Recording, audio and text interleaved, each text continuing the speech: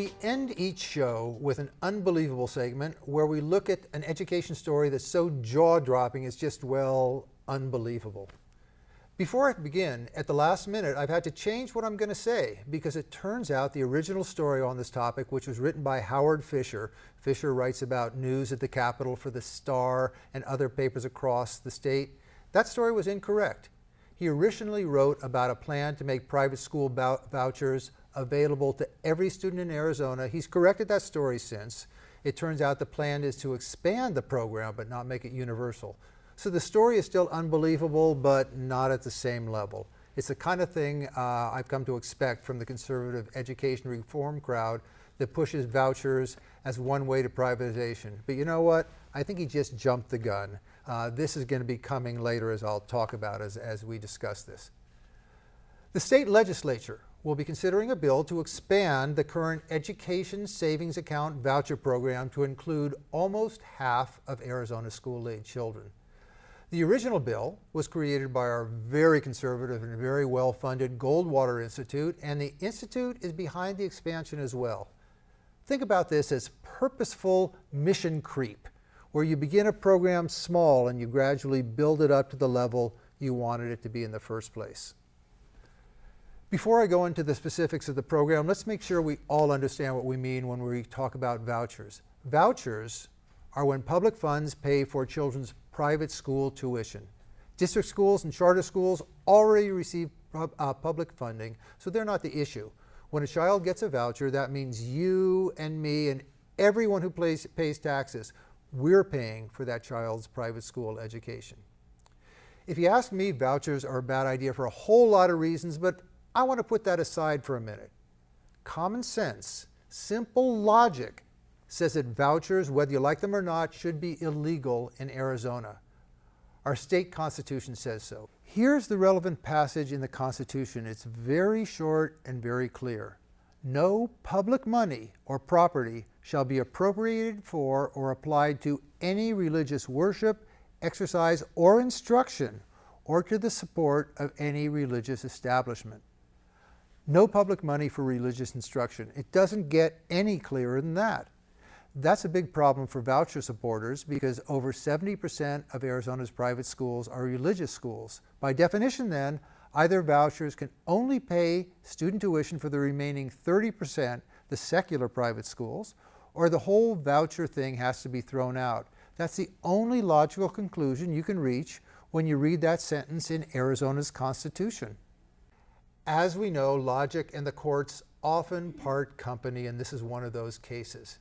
Arizona actually has not one but two voucher systems, both of which pay all or part of the tuition for students who attend secular and religious private schools.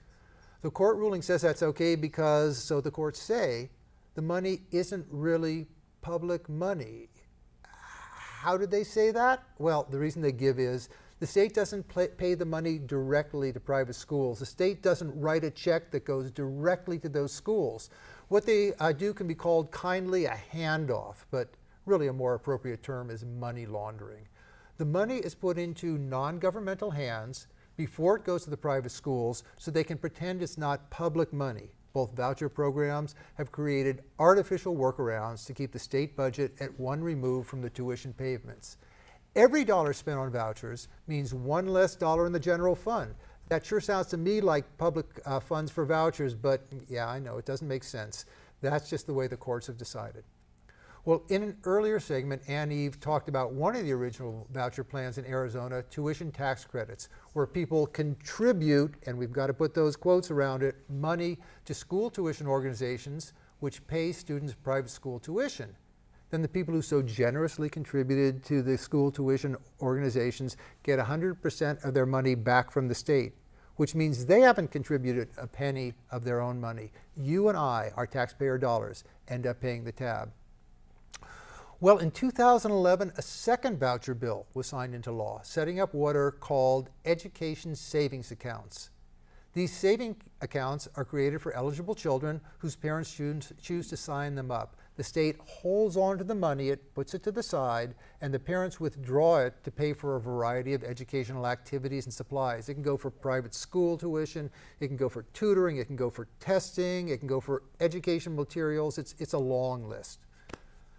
The Goldwater Institute created the new Educational Saving Account Voucher Plan and handed it to the Republican legislatures on a golden platter.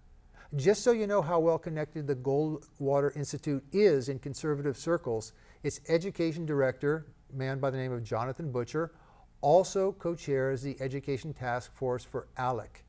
ALEC, as you may know, is the organization that brings business leaders and Republican legislatures from around the country together in fancy hotels and creates conservative model bills on all kinds of issues, including education. Then the legislators take the model bills home and tweak them a little bit so they can pass them in their home states. Lots of Arizona legislation began as ALEC model bills.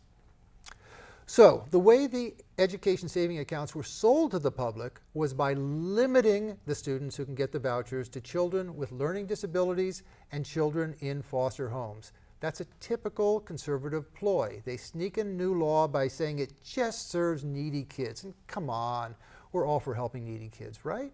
But they know full well they're going to expand it as soon as they get the chance. True to form, in 2013, in the last session, they added a new group, children who attend schools that got a D or F rating from the state. Once again, who's against kids going to failing schools, getting an opportunity for a better education, right? Now, this year in this coming session, they want to expand the education saving accounts again. The plan is to include every child who is eligible for free or reduced lunch. Well, because Arizona is a low-income state, that includes about 400,000 students, which comes to about 40% of school-age children.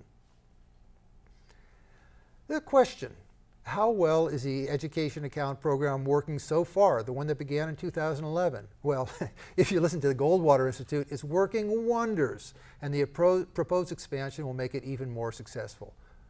Of course, that's what they say, it's their baby. But here's an interesting stat. Right now, about 709 students are enrolled in the program. That comes to something like 0.3% of those eligible. Not 3%, 0.3%, 3 out of every 1,000 eligible children. That's a tiny fraction of the children who have access to the program. Here's why I think the number of children participating is so small. 2 reasons. First of all, the public isn't sold on vouchers. Every time vouchers are put on ballot, they're turned down. Every time, in every state they've been proposed, voters have said no, usually by wide margins. Whenever a state has vouchers, Arizona is one of a handful of states with vouchers. It's because a conservative legislature did it on its own without asking the voters.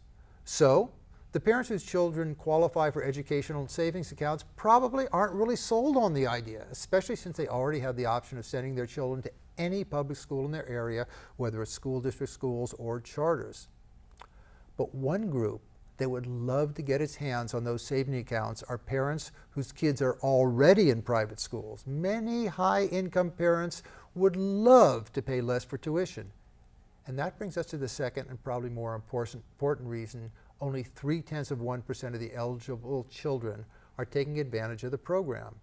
The basic education saving accounts voucher is $5,300.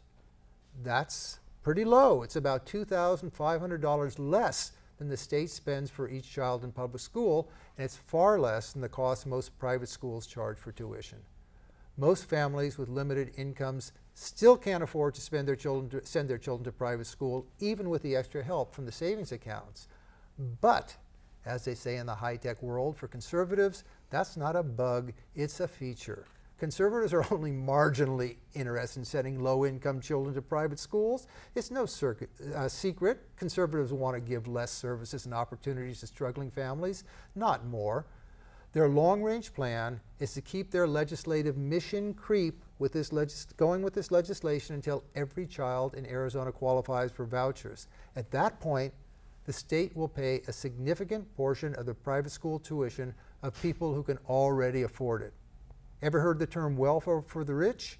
If I'm reading this correctly, This is one more part of that welfare program where affluent families get a government handout, in this case, to help them buy elite education for their children.